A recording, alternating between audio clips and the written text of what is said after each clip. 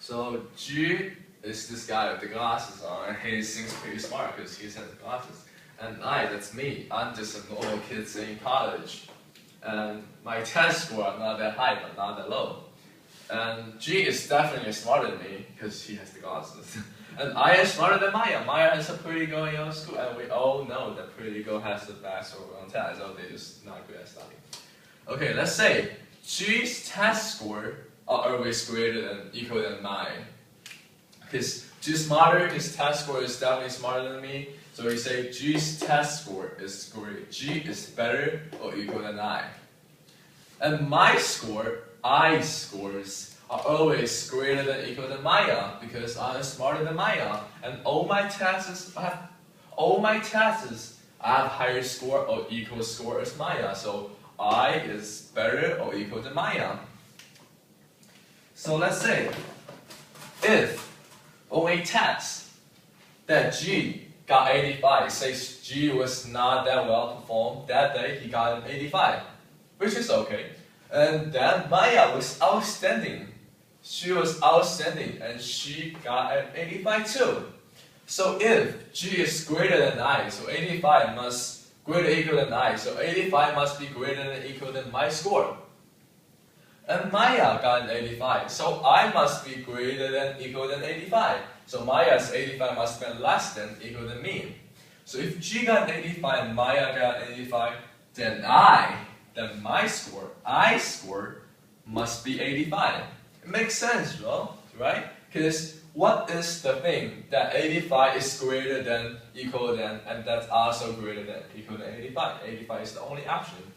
And according to this, we can say that Maya is according to the Maya is less than me and I am less than G. And if we turn this into functions, let's say we turn this into functions. G is gx, so we want to turn this into functions. G's score is gx, and Maya's score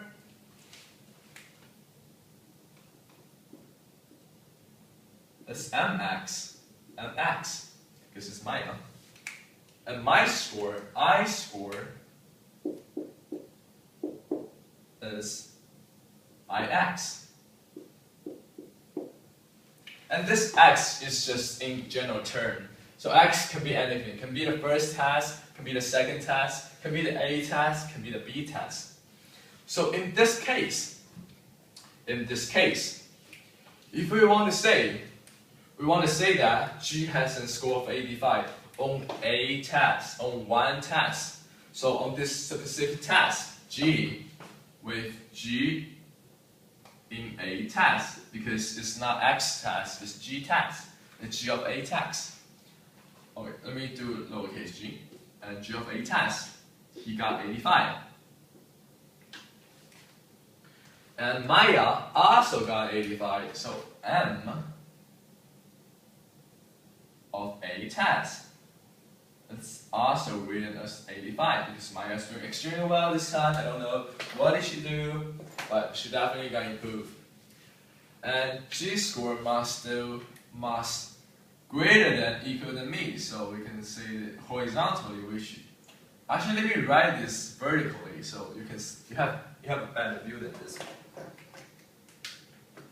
So in this case, right here, we can say that G of A is equal to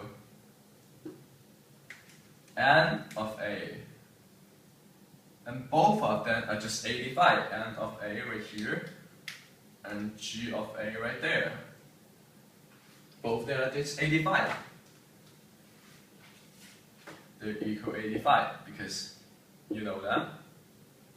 So what is my score? If my score is between G and between M, and must be equal or less, greater than less than, then my score, I score, better to get 85. So if I have an 85, I can still say I'm greater than equal than Maya because Maya has 85 too. I'm not less than her. And if I got 85, I'm still less than equal than G because the G hadn't got 85. I cannot say I'm better than G. So this is actually a theorem. Let's see what happens if we plug in all the test score, all the function, g of x, n of x, and I of x into a graph. And the graph is the squeezy theorem. What does that mean? So here, the red function, the curve above, the red function is g's test score. So the y-axis, we say this is a test scores. So if this right axis, g's test score, you can see g's test score is always higher than me. The black one is me. It's my test score. And right here, this is my test score, always lower than G because G is smarter. And this is Maya's test score. It's pretty low, right? It's lower than me. So this is Maya's test score in blue line. Maya is always less than me. We have the NX, IX, and GX that's labeled. On this specific A test, this test right here, G gotten in 85. And Maya gotten an 85 right here, over here. On A test, I of A, that's my test score, my M of A, that's Maya's test score, G of A, that's G's test score. G got an 85, and Maya got an 85. What's in between of them? In between of them means there's this less than G or equal than G, and that's taller than N or equal than N. And the only option I have right here is 85. So therefore we prove that if G of A is greater than equal than I of A. Let's not say A, let's say X. Let's rewrite this in a different way. Let's write it from left to right. So if Maya's score, Maya's X, every test of Maya is less than equal than my. So less than equal than I of X. And my score is always less than G. So it's always less than G of X.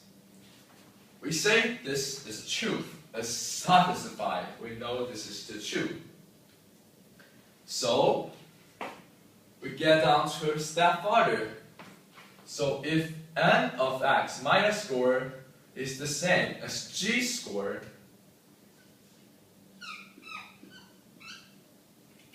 and that's just some score. Let's say it's the score, what? Score L. This is the score L. So 85 right here is the score L because they are equal to each other. That means, what does that mean?